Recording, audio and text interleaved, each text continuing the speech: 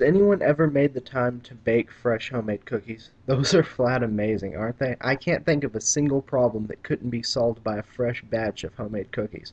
Like when you were little and got into a fight with your friend down the street because they just insulted your favorite Transformer and then you smashed their window with a brick. I'm even willing to bet that the right batch could stop some of the more heinous acts in history, like the Holocaust. Think about it. Hitler is just going through his day and someone brings him some homemade cookies. His eyes get all wide. He thinks of his little Hitler youth and all the amazing times he had then and says, "Do you think we could make enough of these for everyone?" And his advisor's like, "Well, we could, but we need a massive workforce." Hitler would ponder this for a second, stroke his mustache. He's a thoughtful guy, you know? And then he would say with his eyes full of wonder, "Can we use the juice?" That right there would have changed the entire course of world events. Within a week, all Jewish mothers would be working in grain bakeries. Suddenly the war would have ended and Hitler instead would have opened his own competing cookie company. Think you go to the store, look at the Keebler elves for a while, then you turn your head right there, bam! Auschwitz Mills cookies with a big banner promoting their tagline. It's a holocaust of flavor in every bite. Their commercials might even have an old Hitler about 80 or so using Jewish words in a wheelchair, kind of like the Orville Redenbacher guy. "I used to be so meshuggah, then I took a bite of these cookies and I vey!" TLC amazes me. It's a learning channel, yet they put things on there that are deliberately made to make your brain cells hang themselves as you sleep. Personally, if WWE is written better than your show, I think it's a good time to call it quits.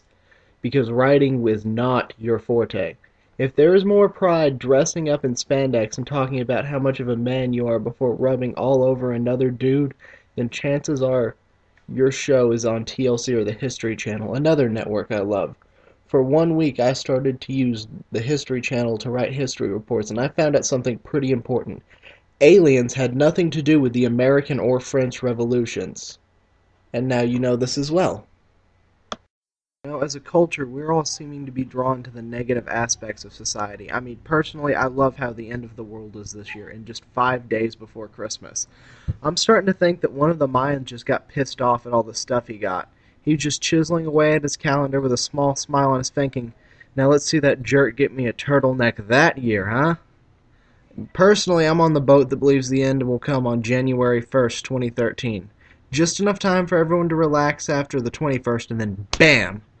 Unicorns will rise from the dead and begin to attack people. The bronies, of course, will be the first to go. The skies will be filled with neon cats rampaging through, leaving a trail of rainbows that drip blood and death behind them. You might have to ask who could foretell such a thing like that happening. Well, only the pairing of Dr. Seuss and H.P. Lovecraft, of course. Which is a great way to ruin someone's childhood. All the world's children would have seizures while listening to the audiobook of Green Eggs and Cthulhu. And it would be pretty awesome. That is the missing link between the US now and the Mad Max universe. And we really need to get cracking because good old Mel is way ahead of us in the crazy train. I mean, I think he would be great in another Mad Max sequel. The best part is you could use the dialogue from those videotapes that he made a while back. Recently I had this dentist appointment with my mom for both of us to get our teeth cleaned. So we get there, the dentist at lunch, and we have to watch Dr. Phil, which is the best way to pass an hour ever. This guy is so hick, he subliminally makes me want to chug a whole 24-pack of Mountain Dew just to forget he exists. Let's face it, he's famous because he's the one man who can successfully fondle Oprah's buffalo-sized testicles. I mean, he helps people by putting them on TV so they can hope to earn a TV show on maybe TLC or CMT. Anyway, you get into the office. After the excruciating wait, they take you into the smaller room and put the little bib on you, so you get in the mindset that one would have before they get lobster. Then the nurse comes in there and snaps the rubber glove. Now, anytime I've been in a doctor's office and I hear a rubber glove snap, there were some fingers going in somewhere and an orifice getting violated. So after my mouth is freshly taken advantage of, they raise the floodlight over your eyes so you can't see the tools they're bringing out that are the same ones they use on captured Al-Qaeda spies. The next thing you know, they're waterboarding you, and the second before you drown, they put that tube into your mouth, suck all the water out before they smack you and ask where the weapons of mass destruction are.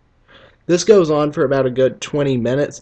Then the doctor pulls you up and goes, "And next time I see you, We're going to get the real deep cleaning. I don't know about you, but going through that entire experience, I don't ever want to see the guy again. Not only do I feel like he violated my mouth and doesn't deserve a second date, but he's just cocky enough to think he's going to get one anyway. Ever see something you can never unsee? For me, the most recent event in this was when a rather large and chunky female stood up one day in tight pants and I caught a glimpse of a previously undiscovered creature, which I have taken the responsibility of myself to name the elusive Snatchaconda. I'm still waiting for Animal Planet to call me to do a special on it, have Jeff Corwin narrate a documentary on it, saying things like, "You see here, it's dangerous to let Snatchacondas group. If they do, they create what's known as a penis flytrap." I think as guys we should have a rule: if it hangs down like an elephant's trunk, or if the flaps are bigger than your junk, just say no. If it reminds you of a crocodile's snout, just say no. If you need two hands and a crowbar to open it, just say no. If it looks like a creature from a sci-fi movie, for the love of God, man, just say no.